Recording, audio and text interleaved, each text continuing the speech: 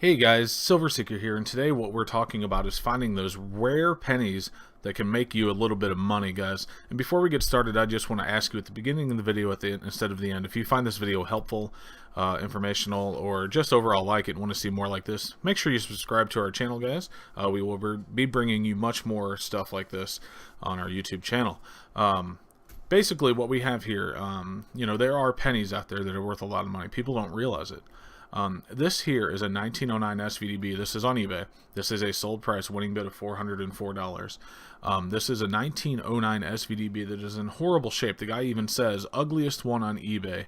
PCGS won't even grade it. They'll just say that it's a genuine 1909 SVDB. And look how much this coin sold for, $404. If we click on the pictures here, you can see how, basically corroded the front of this coin is. And we can zoom in here. See what I mean? It's complete corrosion, but because you can still see the 1909S, and then on the reverse isn't near as bad, but you can still see the VDB, the Victor D. Brenner. This coin sold for $400. Are you going to find that coin searching wheat pennies? Chances are pretty slim. I'll be honest with you. I do this. This is the hobby that takes up the most of my time, and I certainly have not found a 1909S VDB yet, but my hopes are high. How do we find these things? Well, here's a pile of them, and basically one of the best ways to find these is you can go into coin shops and you can actually ask them if they search their wheat pennies. Some do, some don't. Hopefully they're honest with you. Most coin stores are going to be honest with you because unsearched wheat pennies really aren't a large amount of money. So them telling you that they're unsearched or searched, usually isn't going to be a big, it's not their business. So it's not going to make or break their business, I should say. Another way to get these is to go to banks and ask for rolls of pennies and search for wheat pennies in them, and then you can turn the rest back into your bank, especially if you have one of those really cool banks that they have a coin counter that they do for free. You can basically pull all the wheat pennies out, throw everything else back into the coin counter, and deposit it back into your checking account. If you do it a lot, they may frown upon it, but if they do it, they do it. Take advantage. But I would say that finding a legitimate, honest coin shop that sells them. Now, I have a local coin shop that sells these for 3 cents a piece, and then buys them back for 2 cents. If you bought them for 3 and then sold them back for 2, you're only losing a penny per coin. And if they're unsearched, you have a chance of finding something like an 09 SVDB. Again, it's pretty slim, but there are other coins that are worth money. First off, if we go back to the website over here, I can show you that there's bags of pre-1930. So what you can do is you can sort through and pull all the 1929s and earlier out. You can see here there's a bag that sold for 1061. If we do some math on that, you can do 1061 divided by 75, and you can see that these pennies sold for 14 cents a piece on eBay, which is a good profit if you were paying 3 or 4 cents a piece for them. If you do a lot of them like that, it can actually add up. Is it worth your time? I can't tell you. But another thing is there are SemiKey dates, and I have actually some that I've found over the years. What you have here in the screen, this is a 1909 plain VDB, so there's no S. Unfortunately, that does make it worth a lot less money. Let's see if we can focus in. I'll show you what the VDB is, guys. And the VDB stands, by the way, for Victor D. Brenner, which is the designer of the coin. He put his initials on the bottom rim of the coin. People weren't a big fan of it. You can see it there, kind of. Let's switch over to the camera and see if we can't. You can see it there. Let's see if I can focus in. There we go. So you can see right there VDB at the bottom of the coin. This is a pretty nice condition coin as well. And I actually gave this a value of about $20 based on the condition. So let's go ahead and refocus this.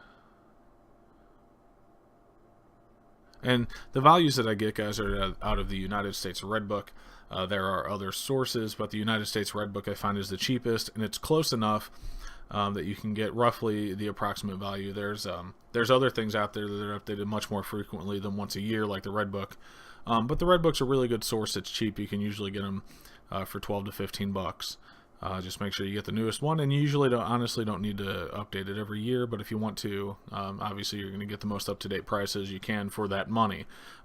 It's obviously more expensive to get other sources than paying just $15. So Anyway, back to our pennies. So the pre-30s is a good one, but there's other ways. So I actually have here, this is a pile of different stuff that I found over the years. I've actually found a couple of 1909 BDBs, so our camera's not going to be very friendly unless I put shadows over it. So you can see this is a 1909 BDB. This here is a 13S that I have found, that I put a value of $10 on. This 1912D. Now this one I actually put 70 on, mainly because it's like nice condition. Blocking the light to get it to focus here. So it's actually a pretty nice condition. 1912D. You can see it under the scope here. And I marked it at $70. That's based on the red book and the fact that I graded a XF, which stands for extra fine. On a scale of 1 to 70, an XF is about a 40. We have a 1912S. I'm going to start using a coin scope here. So this to help you guys see a little bit better. You can see my camera for the webcam is a little bit off. I'll scoot this back over. But anyway, you can see the 12S here. And I put a value on that of about $25. We have a 1910S here. This is a SemiKey date as well. For what I put a value of on about $20. Again, this is based on red book pricing. We have a 1911D. This one's pretty weak. I put $4 on it. We have a 1916S. This one's not horrible. 16S isn't really that much of a better date. I put a value of $3 on it. And a number of, this is actually a really nice 09 BDB, except for it has a lot of spotting on it. So I didn't really want to give it a grade because I'm not sure how that spotting would affect it, but you can see it has a lot of luster. I mean, this probably is an uncirculated coin, if not for those dots. I'm not sure what is causing that, but could be worth some money. Take it into a coin shop and have it checked out. This is a 1911D. Kind of weak, but I put $5.50 on it based on red book grading. So guys, like I said, you can see that there are other coins besides finding pre-30s that you can find that's worth a bit of money. So is it going to be worth going into coin shops and paying, you know, 4 cents or 3 cents a piece for a bunch of pennies and hoping you get lucky? Maybe, maybe not. If they sell them for 4 and buy them for 3, or if they sell them for 3 and buy them for 2, you're only risking a penny per penny. So it might be worth your time to go and you just pick up 1,000 of them. You know, 1,000 of them at 3 cents a piece is going to run you, what, 30 bucks, and then you're going to turn them back in 2 cents a piece, get 20 bucks back, and then, you know, it's like gambling. If you go out and spend $10 on a lottery ticket, you actually probably have a better chance of finding a rare penny in a pile of pennies than you do on a $10 lottery ticket. Although obviously the payout would be much higher on the lottery ticket probably. But anyway, guys, again, like I said at the beginning of the video, like and subscribe if you found this helpful. This channel will bring you much more like this. Plus, we have some really cool plans for a neat website in the future that I think everyone's going to like. So stick around with us, and we will talk to you more about that later. See ya.